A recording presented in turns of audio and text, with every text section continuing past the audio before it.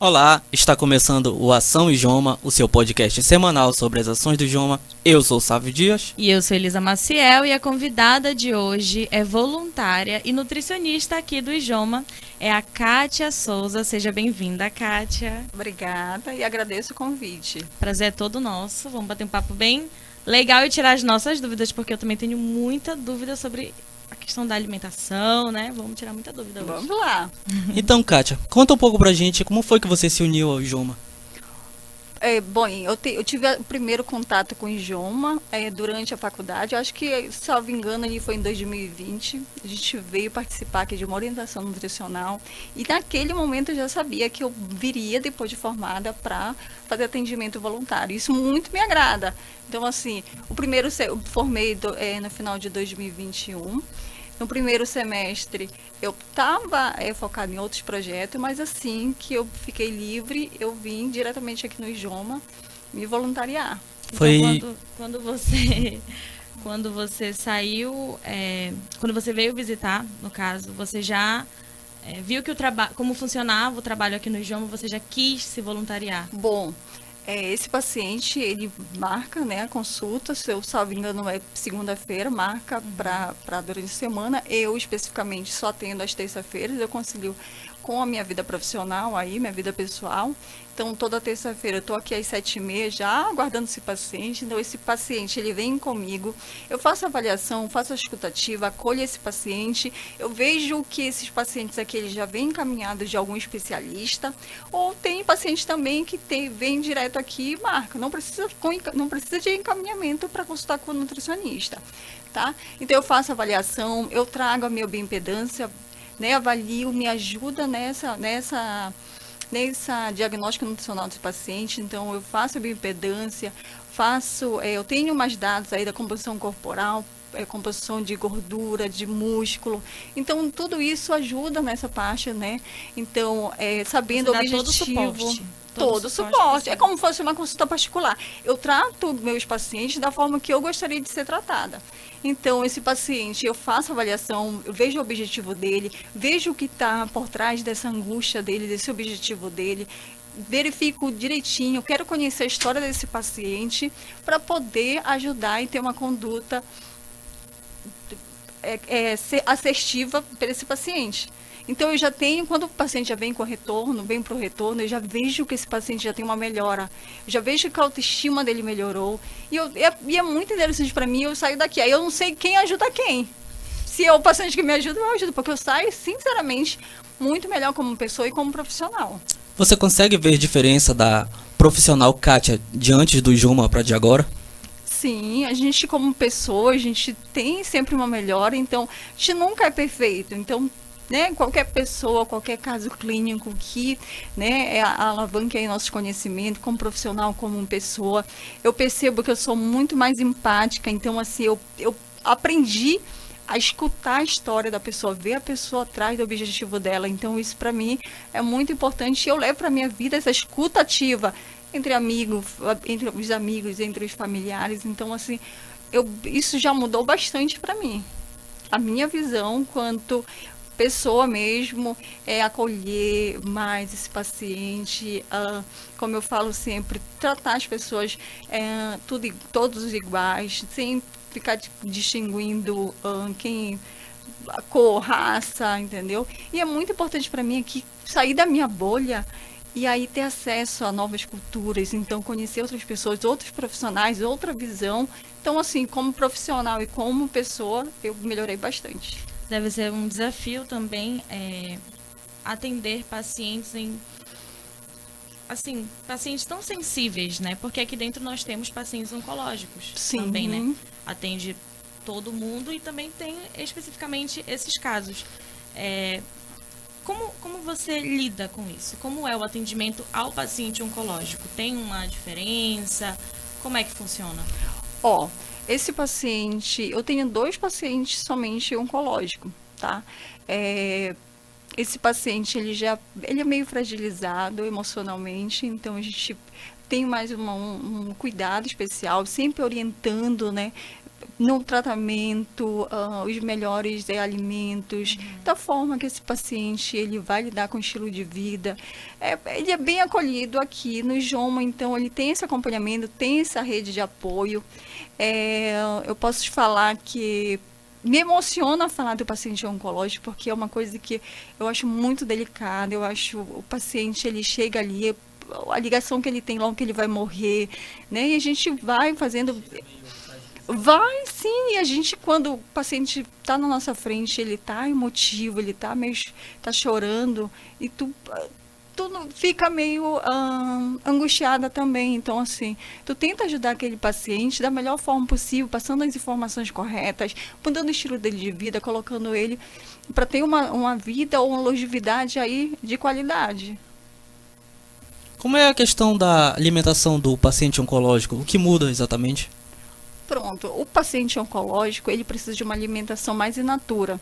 Então, a gente precisa cortar algumas coisas, tipo assim, industrializado, produtos aí com um teor de gordura, de açúcar, né? A gente vai fazendo colocar mais vegetais, mais fruta, mais grãos integrais. Então, o in natura que você citou é produtos naturais, no caso, né? Sim, as frutas, legumes, né? Dá sempre prioridade para esse tipo de alimentos. E, assim, na sua visão, que você já atendeu aqui, tá tendo muita procura do profissional nutricionista? As pessoas estão querendo ter mais atendimento com você? Sim, eu vejo muito que depois de relatos assim de pacientes que depois da pandemia, então veio para mudar a rotina de todo mundo. Então tem um índice aí no Brasil, no mundo, no Brasil e no Amapá não é diferente, tem um índice de obesidade maior, crescente. Então essas pessoas, elas estão procurando melhorar a qualidade de vida dela, o estilo de vida. Então, praticando atividade física, a orientação é sempre estar ativa ali, praticando atividade física. E eu não falo só de academia. O paciente fala, mas eu não tenho dinheiro para ir para academia. Gente, tem uma pracinha perto da tua casa, vai caminhar, vai correr, faz um pilates, pode fazer uma natação, hidroginástica, movimente-se, faça uma alimentação saudável, aquilo sempre prioridade, produtos in natura, mais natural possível, excluindo aí esses industrializados, né, fast food hoje que tem, tá muito teor de gordura.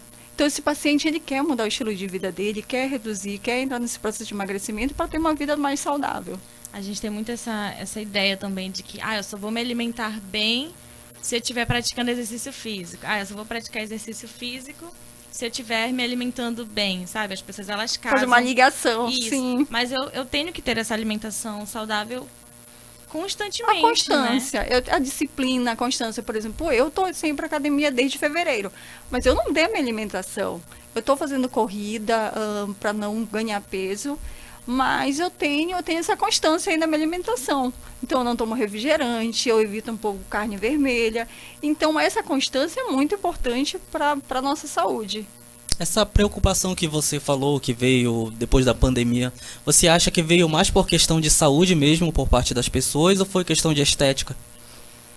Saúde. Eu acredito que a pandemia contribuiu muito. Eu acho que deu aquela ligada na chave. Deu sim. Eu acho que todo mundo se conscientizou em algum momento de, nossa, eu preciso de uma alimentação melhor, de qualidade de vida. Eu acho que ali a imunidade, a alimentação está ali muito ligada nessa parte da imunidade. Então, o paciente, eu acho que ele está mais consciente da qualidade de vida, de uma alimentação mais saudável, de emagrecimento, de estar com peso adequado.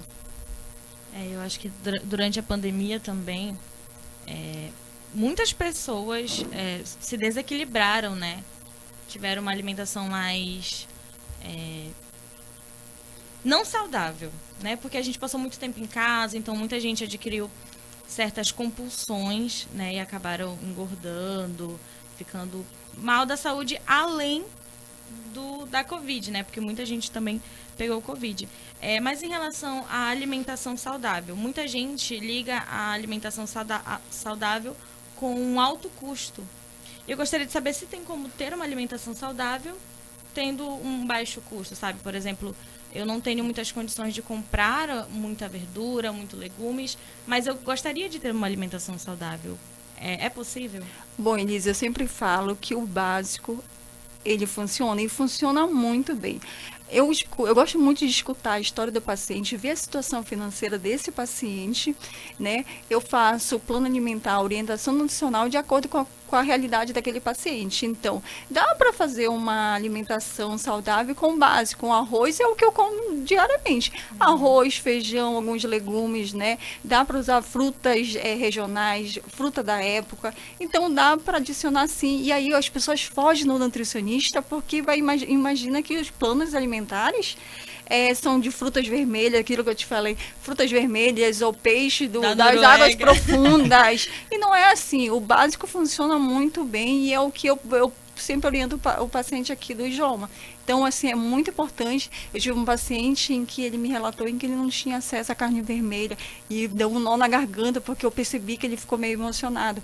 Mas a gente, como profissional, a gente orienta, tem outras proteínas aí de qualidade, né? Tem o frango, tem o peixe, né? A gente tem ovos ricos aí em proteína e nutrientes e a gente vai orientando, indicando para aquele paciente ali a melhor alimento para ele naquele momento. Eu achei interessante que eu percebi aqui que você falou que você foge um pouco da carne vermelha. Você pode me explicar o porquê exatamente você foge da carne vermelha? Eu tenho um histórico familiar de doenças cardiovasculares. Então, meu pai e a minha mãe, eles têm doença. Então, assim, eu fujo porque eu quero ter longevidade de qualidade. Então, eu vejo no dia a dia deles, eles tomando comprimido. E uma coisa que eu não gosto é comprimido. Então, assim, a carne vermelha estimula, no caso, as doenças cardiovasculares. É o teor aí de gordura saturada. Né? Então, ele quando vai elevar teu colesterol, né? Por exemplo, eu não, assim, de parte de pele, de estética também, para mim. Mas é mais essa parte, eu fugindo já, não quero ter o mesmo histórico familiar. Entendi. Tá bom? Você, como profissional, sempre busca o melhor por paciente, não é? Existem casos que chegam pessoas, como a gente já tinha conversado, né? Que elas estão bem saudavelmente. Quando você analisa ele, vê que está bem saudável, mas mesmo assim elas querem uma mudança no corpo, por exemplo, quer ficar mais magra, quer engordar um pouco. Como você reage com isso? Pois é, Sávio, já aconteceu de o paciente estar eutrófico, está com peso adequado, mas ele quer ganhar peso e também perder peso.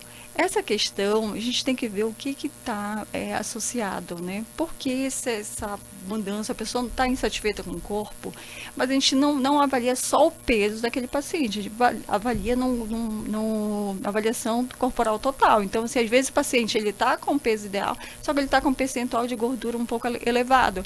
Então, a gente faz a redução dessa gordura e aumenta a massa magra, que aí o gasto energético também aumenta. Era exatamente isso que eu queria perguntar para você, nos casos de compulsão, né? Porque existe a anorexia, a bulimia. Como vocês trabalham, né, nessas pessoas, nos pacientes que têm esse tipo de problema? Vocês trabalham em conjunto, o psicólogo, o psiquiatra, o nutricionista? Como funciona assim, essa rede de apoio? Tem essa equipe multidisciplinar, então a gente tem acesso a psicólogo, né? Eu sempre converso com o Ramon, que é o psicólogo daqui. Então a gente faz essa troca, né, de informações de paciente para fazer esse acompanhamento. A gente observa muito em paciente ansioso, esse exagero aí na comida, essa compulsão alimentar. Então, esse paciente, ele precisa de um acompanhamento psicológico, não só nutricional. Lógico que nutricional é importante ali, as orientações, fazer uma estratégia bem legal, bem bacana para esse paciente, mas é importante aí a parceria e esse acompanhamento com o psicólogo, com o psiquiatra. Então, você encaminha para ele encaminha para você. A gente vai... É um trabalho em conjunto. A gente vê a necessidade do paciente. Eu recebo esse paciente pela primeira vez, eu vejo ali que ele vai ser importante o acompanhamento do psicólogo. Então, eu encaminho. Sobre a questão dos alimentos, por que as pessoas optam muito mais pelos alimentos industrializados ao invés dos saudáveis, como frutas? Bom, tudo muito gostoso, né? Imediato, então a gente não pensa a longo prazo. Pensa na praticidade do momento. Exatamente. E a gente não tem também o hábito de comer desde a infância, né? Colocar ali no nosso prato, né? Umas legumes, verduras. Então a gente cresce e a praticidade. Então, assim, é muito mais fácil tu ir no supermercado e comprar alguma coisa que já está tudo pronto, ou no fast food tu já vai receber ali, já vai comer. Ali é tudo muito gostoso. Olha o teor de gordura, né, carboidrato ali. Então, assim, é essa questão da educação nutricional. É verdade. Eu já vi até muita gente falando assim, eu tenho paladar infantil, então não é tudo que me agrada. Então é exatamente isso, a gente precisa ter essa educação desde a infância. Introduzir certos alimentos. Sim, né? A importância dessa educação nutricional, isso. E tem muita mãe que opta pela papinha, né? Que é industrializado também, ao invés de preparar ali, né? Natura, fazer né? a batatinha, amassar com a cenoura. Então, essa educação alimentar a gente precisa ter desde a infância. Sim, é muito importante essa educação alimentar, essa introdução, né, de bons alimentos, de alimentos vegetais para criança, frutas, grãos integrais. Então, assim, para não chegar na vida adulta, achar que tem que se paladar infantil. Isso. E além disso, né, porque saúde, é questão de saúde. Com certeza. Né? E para quem tem dificuldade, porque assim, eu particularmente eu como de tudo, né? Eu gosto muito de legumes, de verduras, mas tem gente que não consegue, que não gosta, sabe? Que não tem familiaridade. Como essa pessoa pode fazer para começar a ter uma alimentação mais saudável e gostar disso? Bom, a gente vê ali o que o paciente gosta. Então, cada caso é um caso. Então, eu tenho uma paciente em que eu não gosto de legumes, eu não gosto disso. Então, vamos usar batata. A gente pode preparar de outra forma, purê.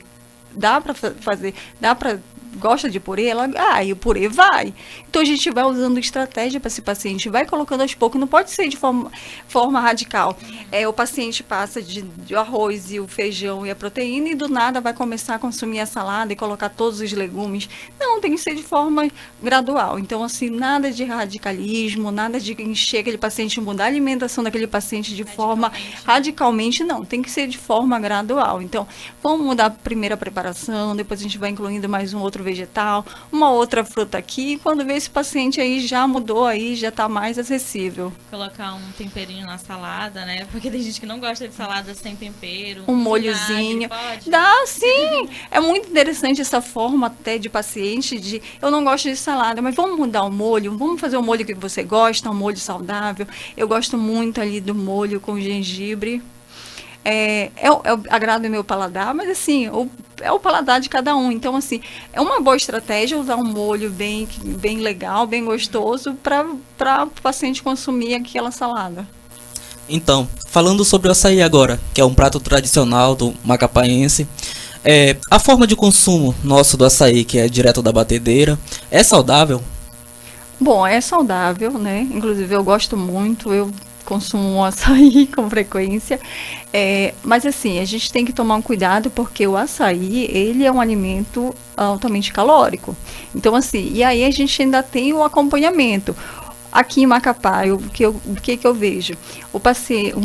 Não é o paciente, ou a pessoa, ela não toma só o açaí, então ela coloca açúcar, ela coloca farinha d'água, então tudo ali vai aumentando ali as calorias.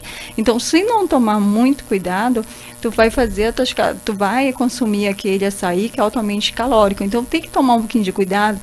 Vamos fazer um acompanhamento, por exemplo, eu opto por tomar açaí com aveia em flocos ou tapioca. Então é muito assim, o acompanhamento, ele se torna altamente ali calórico.